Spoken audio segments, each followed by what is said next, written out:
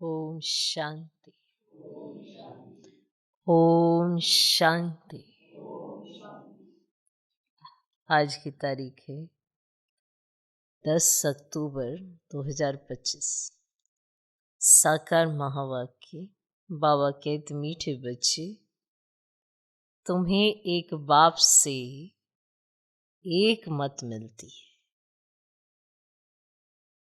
तुम्हें एक बाप से एक मत मिलती है, जिसे अद्वैत मत कहते हैं। इसी अद्वैत मत से तुम्हें देवता बनना है।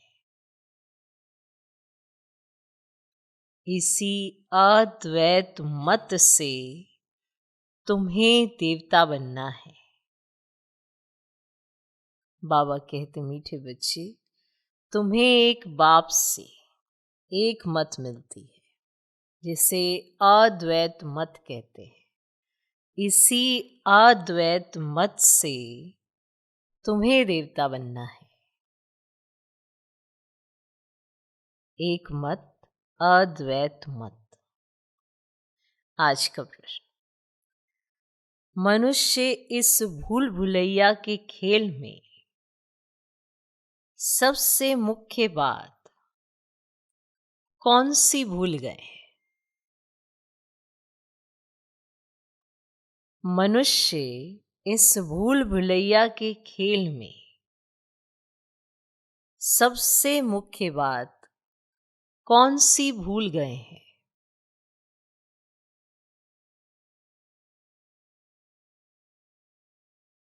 उत्तर, हमारा घर कहाँ है, उसका रास्ता ही इस खेल में आकर भूल गए हैं। हमारा घर कहाँ है, उसका रास्ता ही इस खेल में आकर भूल गए हैं। पता ही नहीं है कि घर कब जाना है।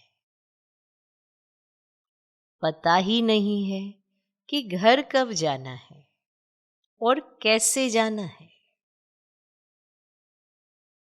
घर कब जाना है और कैसे जाना है। अभी बाप आए हैं तुम सबको साथ ले जाने। अभी बाप आए हैं तुम सबको साथ ले जाने।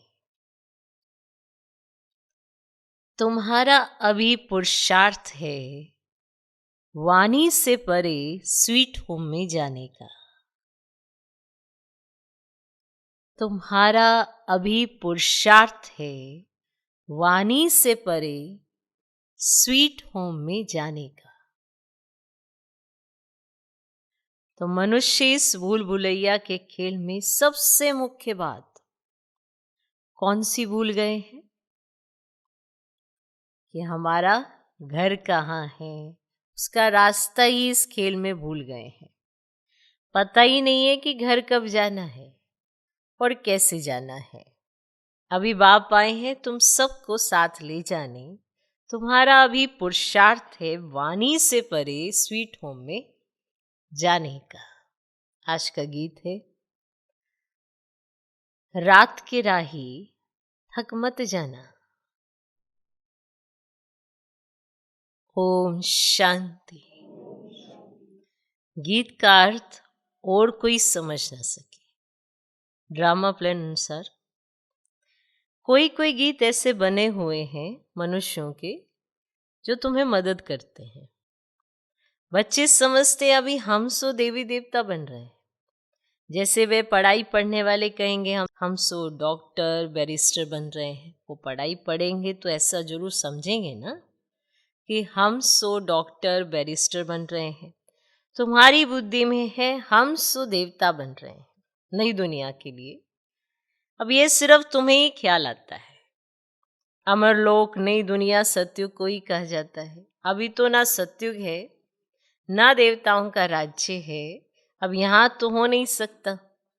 तुम जानते हो ये चक्र घूमकर अभी हम कलयुग के भी अंत में आकर पहुंचे और कोई की भी बुद्धि में चक्र नहीं आएगा। वह तो सत्य को लाखों वर्ष दे देते हैं। तुम बच्चों को ये निश्चय है, बरोबर ये 5000 वर्ष के बाद चक्र फिरता रहता है और मनुष्य 84 जन्म ही लेते हैं। हिसाब है ना। इस देवी देवता धर्म को अद्वैत धर्म भी कहा जाता है, अद्वैत शास्त्र भी माना जाता है। तो वह भी एक ही है, बाकी तो अनेक धर्म है, शास्त्र भी अनेक है। तुम हो एक, तुम हो एक, एक द्वारा एक मत मिलती है, उसको कहा जाता है अद्वैत मत। ये अद्वैत मत तुमको मिलती है। देवी देवता बनने के लिए ये पढ़ाई है ना, इसीलिए बाप को ज्ञान सागर नॉलेजफुल कहा जाता है। बच्चे समझते हैं हमको भगवान पढ़ाते हैं नई दुनिया के लिए। ये भूलना नहीं चाहिए, ये भूलना नहीं चाहिए। स्कूल में स्टूडेंट कभी टीचर को भूलते हैं क्या? नहीं। गृहस्थ व्यवहार में रहने वाले भी जास्ती पोजीशन पाने के लिए पढ़ते हैं।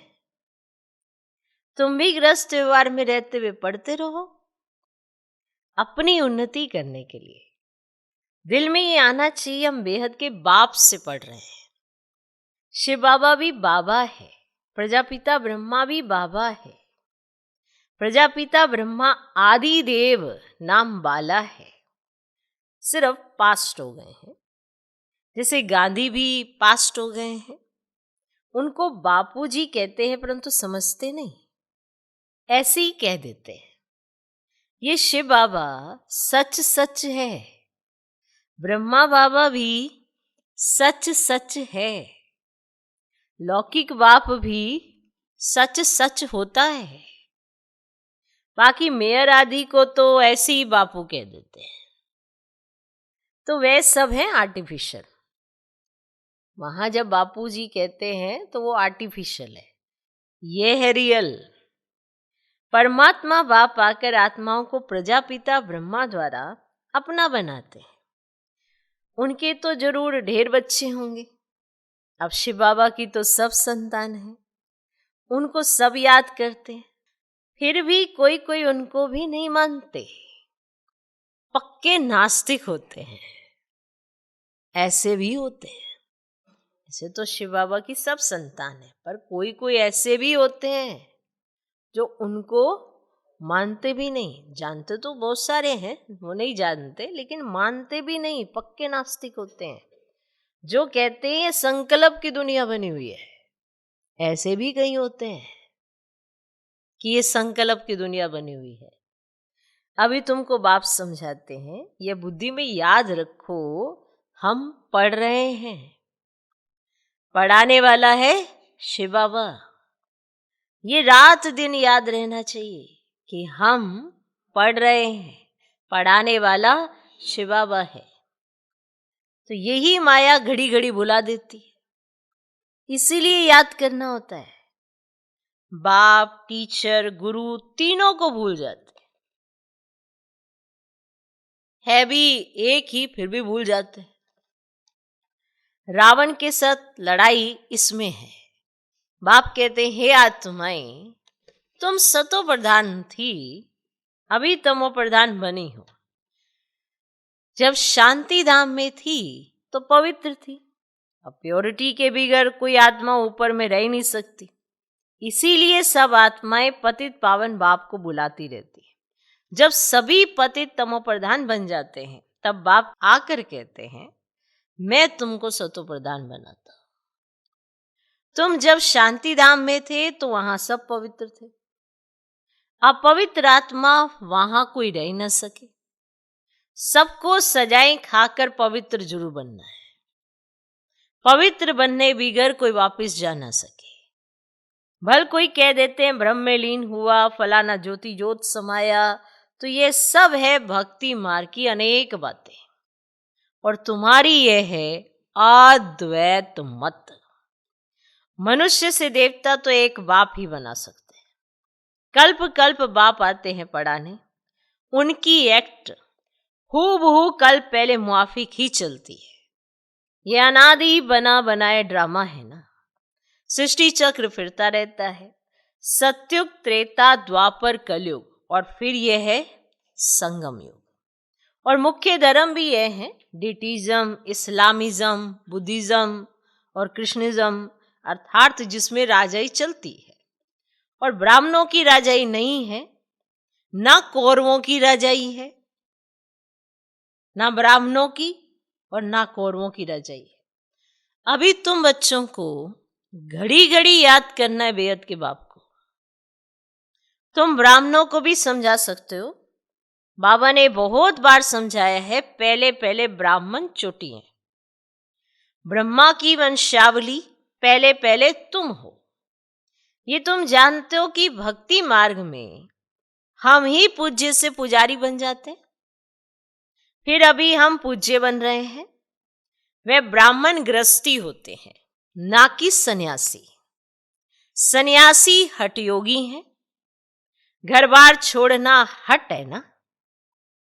हठ योगी भी अनेक प्रकार के योग सिखाते हैं। जयपुर में हठ योगियों का भी म्यूजियम है। राजयोग के चित्र है नहीं, राजयोग के चित्र हैं ही यहां दिलवाड़ा में, इनका म्यूजियम तो है नहीं। हठ योग के लिए कितने म्यूजियम है।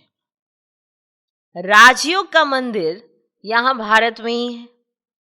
यह है चैतन्य, तुम यहां चैतन्य में बैठे हो। मनुष्यों को कुछ भी पता नहीं कि स्वर्ग कहां है। दिलवाड़ा मंदिर में नीचे तपस्या में बैठे हैं, पूरा यादगार है।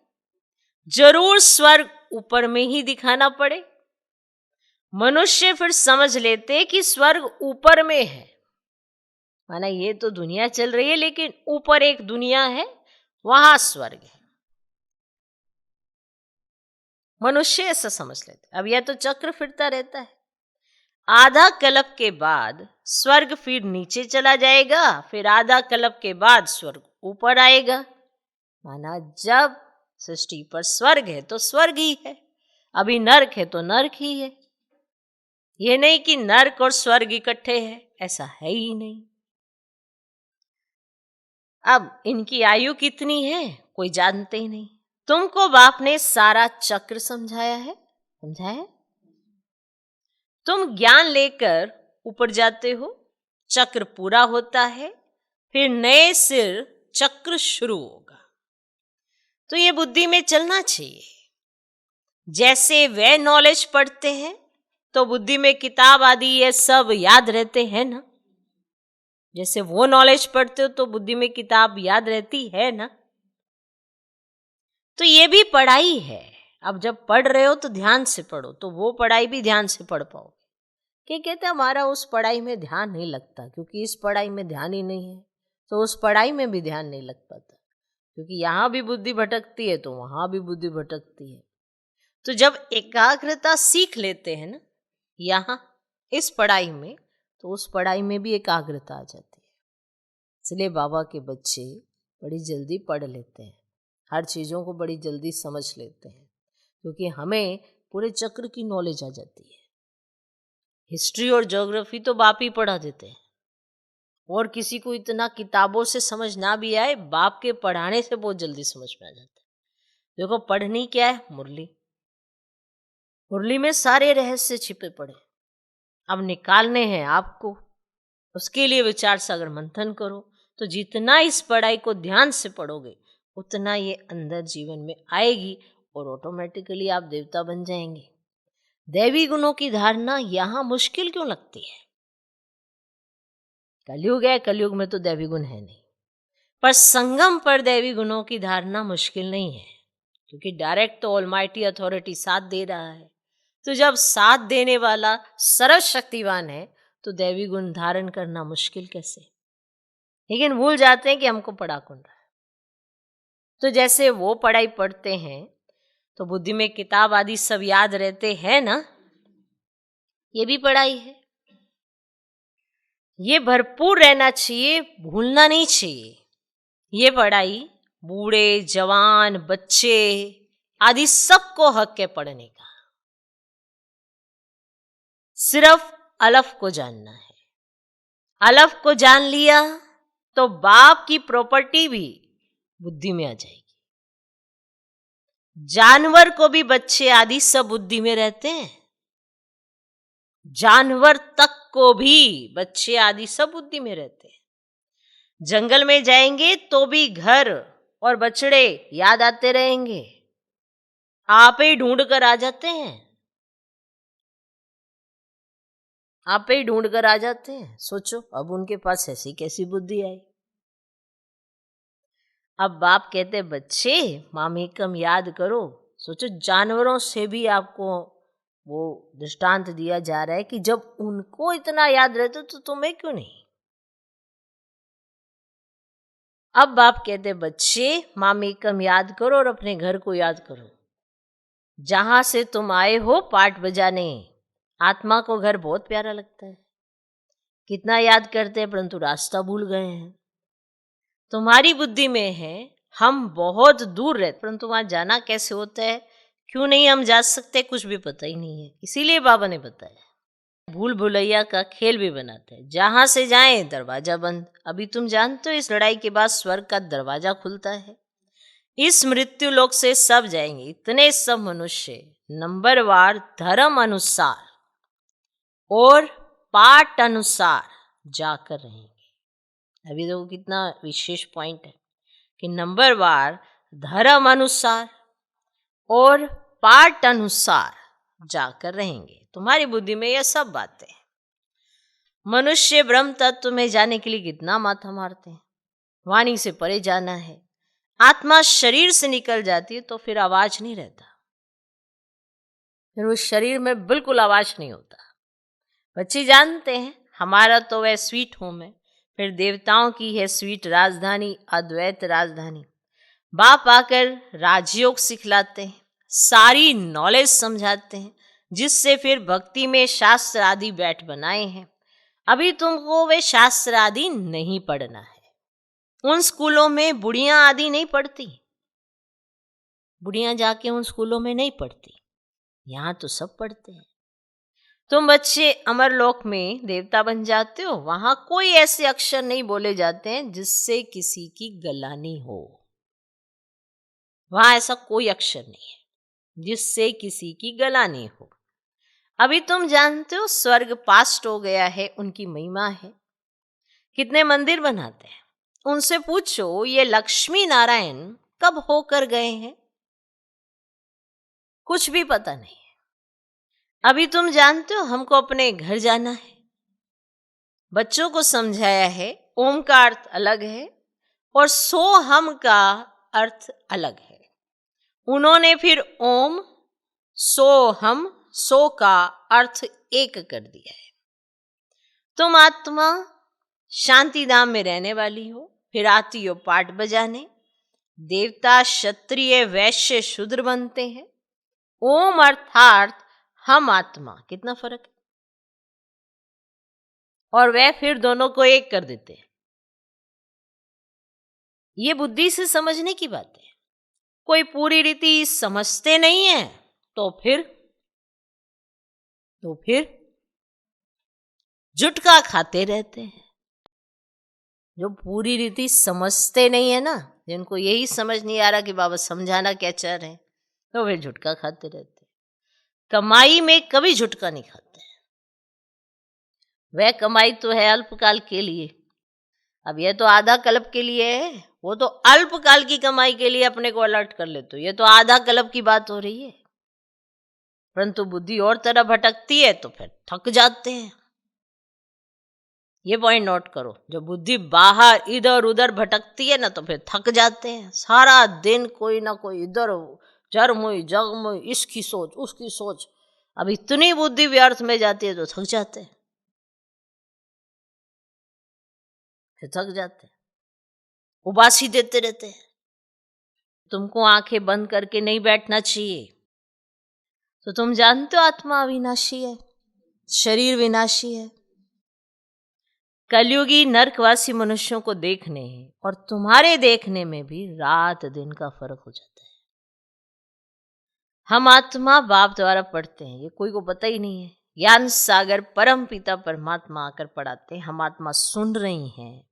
अपने को आत्मा समझ बाप को याद करने से विक्रम विनाश होंगे, तुम्हारी बुद्धि ऊपर चली जाएगी।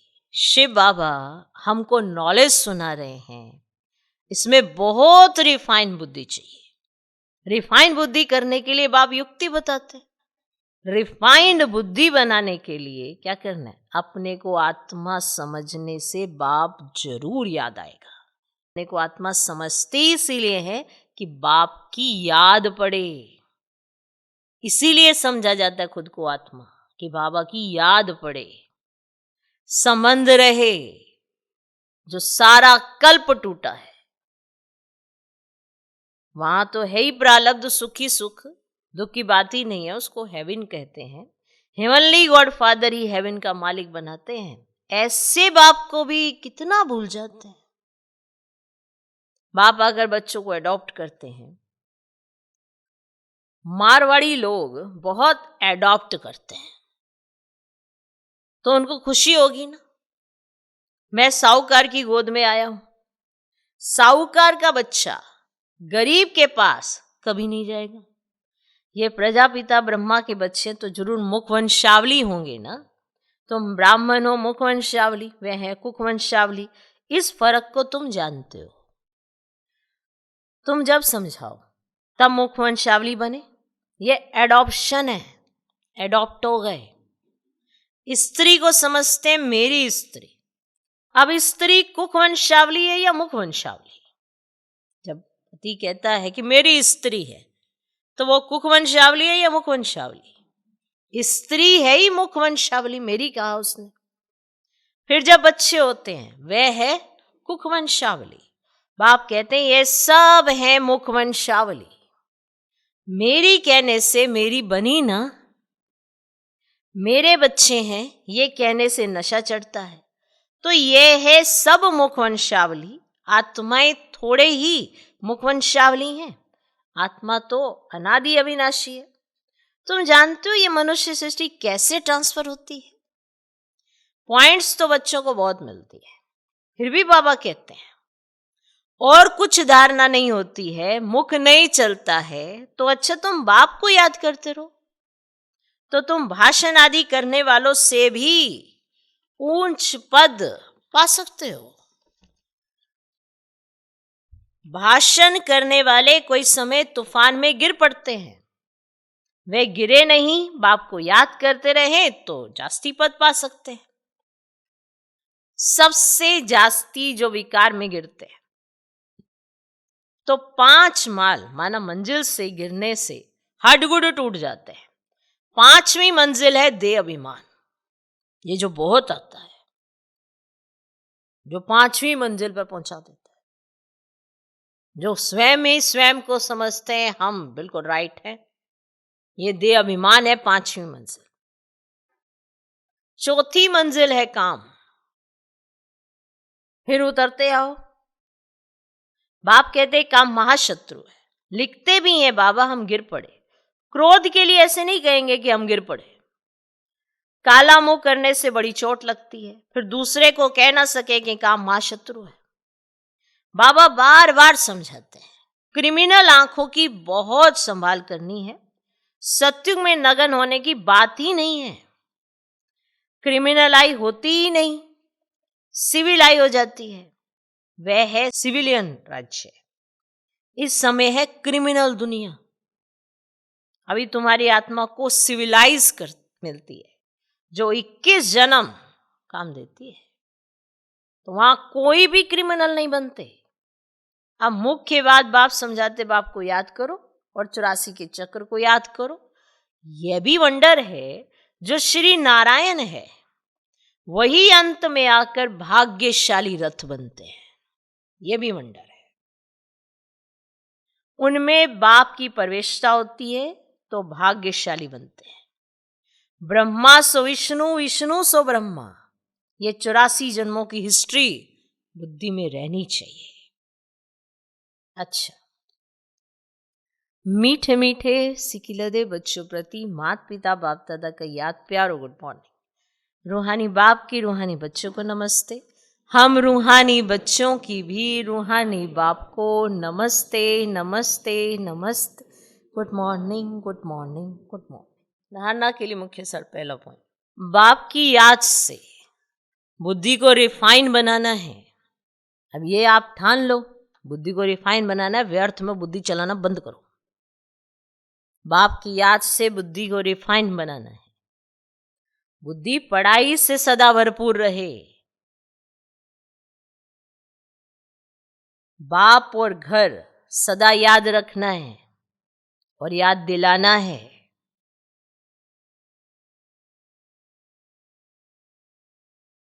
बाप की याद से बुद्धि को रिफाइन बनाना है। बुद्धि पढ़ाई से सदा भरपूर रहे। बाप और घर सदा याद रखना है और याद दिलाना है।